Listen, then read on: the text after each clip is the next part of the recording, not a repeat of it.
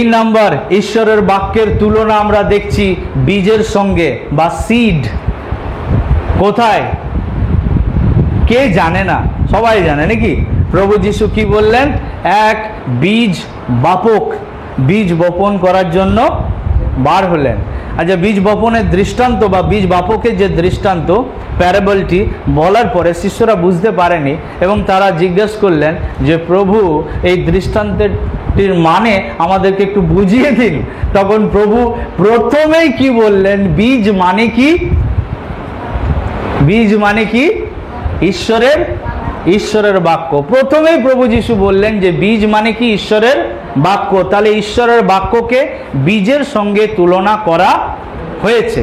এই যে আজকে আমি যখন ঢুকছিলাম এই চার্চের গ্রাউন্ডে, আমি দেখছি যে এই চার্চের গ্রাউন্ডটাতে প্রচুর গাছ আছে, কিন্তু কিভাবে এই গাছগুলো আছে? প্রথমে এই মাটিতে, এই ভূমিতে কি পড়েছে? বীজ পড়েছে, তাই এখানে কি আছে? এত গাছ আছে। যদি ভূমিতে বীজ না পড়ে, সেটা কৃত্রিমভাবেই হোক বা সেটা প্রাকৃতিকভাবেই হোক, যদি না পড়ে তাহলে সেই ভূমি কি হবে? সেই ভূমি শূন্য, সেই ভূমি অনুর্বর অবস্থায় পড়ে থাকবে, ঠিক তো? সেই ভূমি ইউজলেস অবস্থায় পড়ে থাকবে, সেখানে বিল্ডিং বানানো যেতেই পারে। তো বীজ হচ্ছে কি? ঈশ্বরের। আর যে ক্ষেত্রগুলোর কথা বলা হয়েছে সেই ক্ষেত্রগুলো অ্যাকচুয়ালি কি? আমরা, মানুষ। এরপরে যদি ঈশ্বরের বাক্য, ওই যে আমোস পুস্তকে যে লেখা রয়েছে, তো ঈশ্বরের বাক্যের যদি দুর্ভিক্ষ দেখতে পাওয়া যায়, যদি ঈশ্বরের বাক্যকে আমরা মণ্ডলী থেকে সরাতে থাকি, মণ্ডলীর আজকের মণ্ডলীর কিছু বিশেষ আমাদের সমাচার আমরা শুনবো,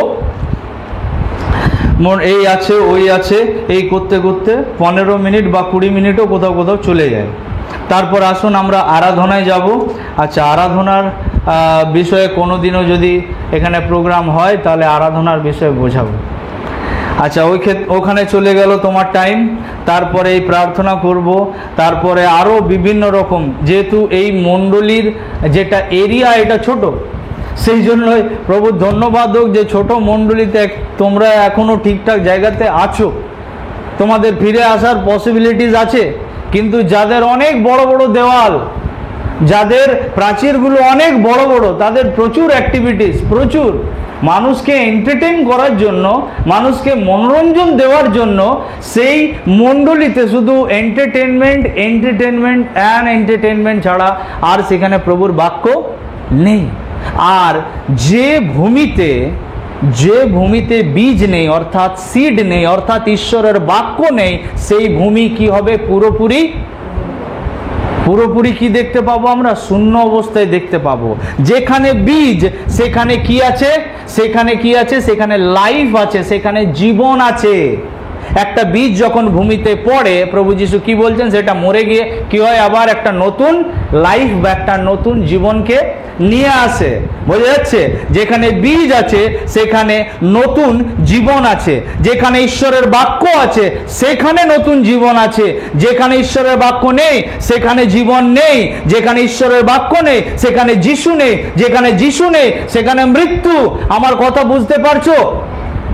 যেখানে বীজ আছে, যেখানে ঈশ্বরের বাক্য আছে, সেখানে কি আছে? সেখানে ফল আছে। তাই তো এই গাছগুলো একটা সময় এই যে এখন বেড়ে উঠেছে, আর এরা কি করে? ঠিক সিজনে বা সময়ে কি দেয়? ফল দেয় এই গাছগুলো। আর এই ফলগুলো তোমরা কি একলাই উপভোগ করো, নাকি অনেকে আসে তারাও কি করে? তারাও এই ফলটা কি করে? তারা আনন্দ নেয় এই ফলের, ঠিক? এই বীজ যেখানে আছে সেখানে কি আছে? ফল আছে। যদি কোনো মণ্ডলী ফলবিহীন, যদি কোনো মণ্ডলীতে ফল নেই, তাহলে প্রভু যিশু কি করবেন? বাইবেল বলছে তিনি শীঘ্রই আসবেন। আর যে মণ্ডলীতে ফল নেই, যে মণ্ডলী একেবারে শূন্য, আজকে থেকে তুমি আর কখনো কি থাকবে না? গ্রিন থাকবে না, সবুজ থাকবে।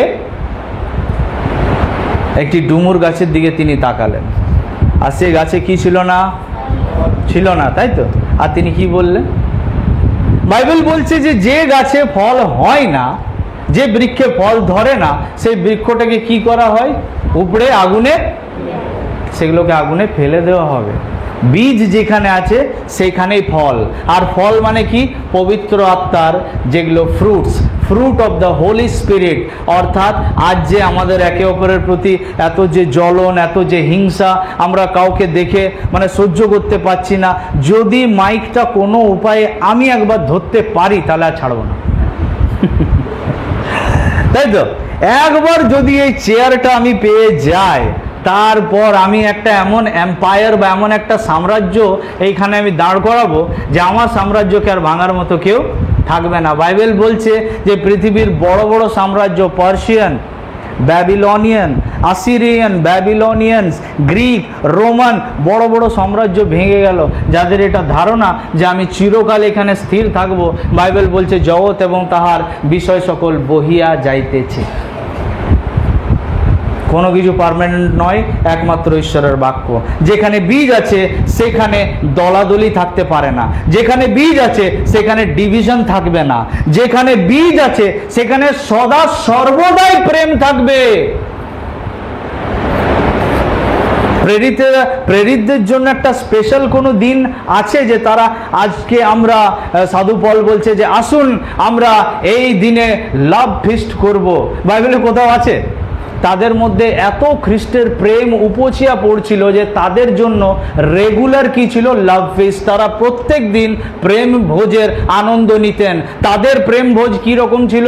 তারা মণ্ডলীতে যখন আসতো, সহভাগিতাতে আসতো, তারা সবাই নিজের বাড়ি থেকে খাবার নিয়ে আসতেন, আর মণ্ডলী শেষ হওয়ার পর তারা সবাই একে অপরের সঙ্গে খাবার শেয়ার করে খেতেন। That was their love feast. এবং আজকে আমাদের লাভ ফিস্ট আলাদা। আজকে যদি আমাদের চাঁদা না ওঠে তাহলে তো লাভ ফিস্ট হবে না, তাই না? বড় চিন্তার বিষয় হয়ে যায়, একটা লাভ ফিস্ট করা মানে চাঁদা ওঠাতেই হবে। কিন্তু তাদের জন্য এই ব্যাপারটা ছিল না। তো তাদের জন্য লাভ ফিস্টের জন্য ভাবতে হতো না, তারা বাড়ি থেকে বেরোনোর সময় নিয়েই বেরোতেন, এবং তারা যখন টিফিন খুলতেন তো একে অপরকে তারা দিয়ে শেয়ার করে খেত। কেন? কেননা বীজ তাদের মধ্যে অনেক বেশি বপন করা হতো। চিহ্ন চমৎকার নিশ্চয় ছিল, কিন্তু সবথেকে বেশি বীজ বা ঈশ্বরের বাক্য প্রেরিতরা বা সেই শিষ্যরা কি করতেন? অ্যাপোস্টলসরা তাদের জীবনে অনেক বেশি বীজ দিতেন। বাইবেল এই জন্যই বলছে, এবং প্রেরিতের শিক্ষাতে তারা কি ছিল? তারা ইনভলভ ছিল, ডিভোটেড ছিল তারা। প্রেরিতের শিক্ষা তাদের মধ্যে ছিল অনেক বেশি। ঈশ্বরের বাক্য যে মণ্ডলীতে, সেই মণ্ডলীতে বীজ আছে, আর যে মণ্ডলীতে ঈশ্বরের বাক্য আছে সেই মণ্ডলী একমাত্র জীবন্ত মণ্ডলী। যে মণ্ডলীতে ঈশ্বরের বাক্য আছে সেই মণ্ডলীর মধ্যে চান্সেস 100% যে মণ্ডলী ফলবান মণ্ডলী হবে। মানে কি?